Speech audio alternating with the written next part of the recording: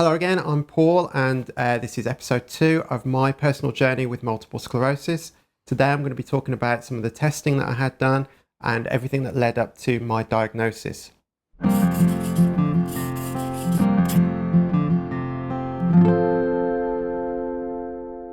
As I mentioned last time, when I started exhibiting these symptoms, I went to my GP and he did some very rudimentary testing. Can you follow my finger?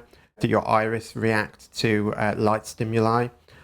Scratch tests to see if I could feel scratching of a needle in fingers, hands, and feet. They did a reflex test on my knees and elbows, and everything seemed fine.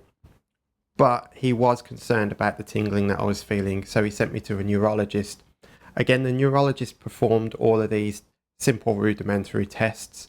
He didn't find anything wrong, but the neurologist decided that there was potentially cause to rule out a condition called cauda equina.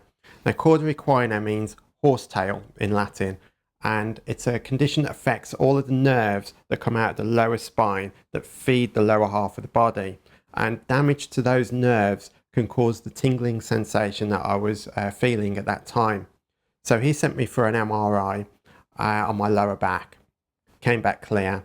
So he sent me for another MRI a few weeks later on the middle of my back. Again, that came back clear. A few weeks later, I had an MRI on my upper back. Again, that came back no problem at all. So the final step was to do my neck. Now, when I went for the MRI on my neck, the technicians decided to do another MRI on my head. They didn't tell me that they'd found anything, because they send the results back to the neurologist, who then will impart that information. But they decided that it was worth spending the extra time and doing an MRI on my head. And a few weeks later, I went to see the neurologist, who said that there were lesions in the brain and there was demyelination.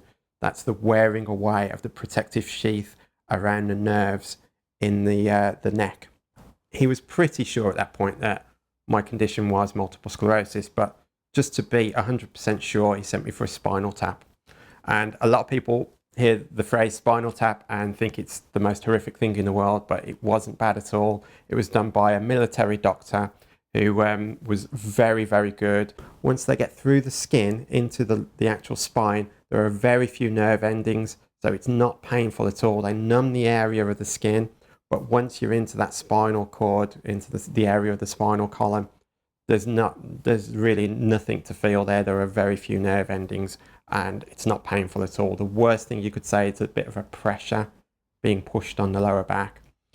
Some people do experience headaches after because of the loss of liquid, because it's taking the spinal fluid, the cerebral fluid, so it's kind of draining a bit of the fluid from the brain, but it wasn't a significant amount. It's not usually a significant amount that they take, and it's not usually enough to cause those headaches, but some people do get them. I was lucky, I didn't feel any pain from it at all. So they sent that away for testing, and that was pretty conclusive that I had MS. So yeah, that was all of the testing that I needed to have done. All very painless, a little bit stressful because you don't really know what's happening. You don't really know. If you don't know what's wrong with you, you start to imagine the worst.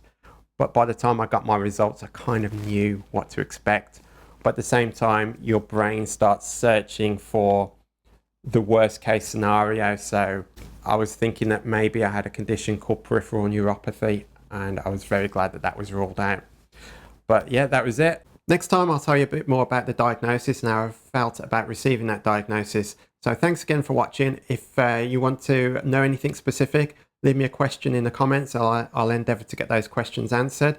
Click like, share, subscribe, and see you again next week.